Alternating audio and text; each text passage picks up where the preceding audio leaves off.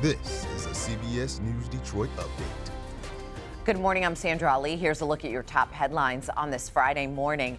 How about our Detroit Lions? For the first time in franchise history, the Lions have won 11 straight games. Their record now 12-1 after they beat the Green Bay Packers Thursday night. The score 34-31, and with the win, the Lions have also clinched a playoff spot in the NFC. And of course, we know the Lions made the playoffs last year as well, which means this is the first time the Lions have made the playoffs in back-to-back years since 1995. Fans tailgated, they packed Ford Field, bars, restaurants for last night's game. Many predicting the Lions will go on to win the Super Bowl. The Lions now have 2 more home games during the regular season, including a game against the Buffalo Bills. That's coming up on December 15th. We're going to have much more on Thursday's big win on later editions of CBS News Detroit. Michigan State University has now won a lawsuit related to the pandemic. Students and parents sued the college, asking for some of their money back for tuition and dorm fees. During the COVID-19 outbreak, students were sent home and classes were then moved online. According to that lawsuit, students were paying for an experience on campus they didn't get.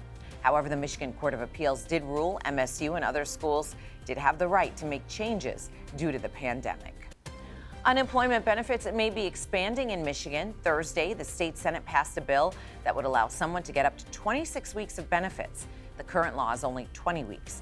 The bill would also raise the amount of the maximum weekly benefit from $362 to $614. Some business groups do worry the change will raise costs for employers.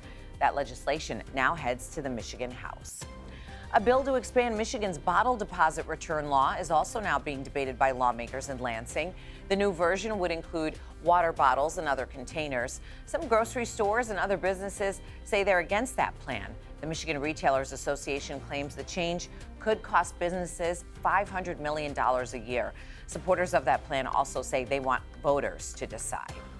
All right, now let's go ahead and get a check with the next weather meteorologist, Troy Bridges, for a look at what we can expect as we head into the weekend. Troy, good morning. Good morning, Sandra. The good news is we are going to actually see a warming trend for the end of the weekend heading into the start of next week. Today, one more cold day with a high of only 32 degrees. Feels like temperatures starting off this morning in the single digits once again. We can't rule out a flurry or two, but for the most part, we are going to be dry for the next couple of days. You can see that with next weather futurecast. Watch the clock at the top of the screen. Taking you into the afternoon today, we'll see a peak of sun here and there, but we'll call it mostly cloudy skies for today and for tomorrow, with a little bit of sun trying to peek through even through your Sunday. But look at that. Next weather futurecast on Saturday. We're not seeing any moisture to worry about in the form of snow or rain. That's the good news. And then by Sunday, we start to see a little bit more sun. So the big story today will be the colder temperatures and then a gradual warm up after today. So highs today only going to 30 in Lapeer,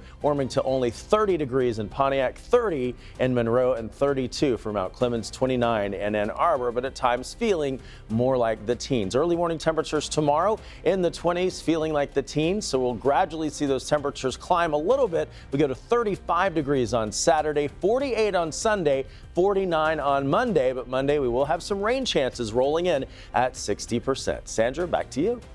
Troy, thank you. That's a look at your headlines on this Friday. We'll be back later today covering stories that matter to you on air and streaming on the CBS News app and Pluto TV.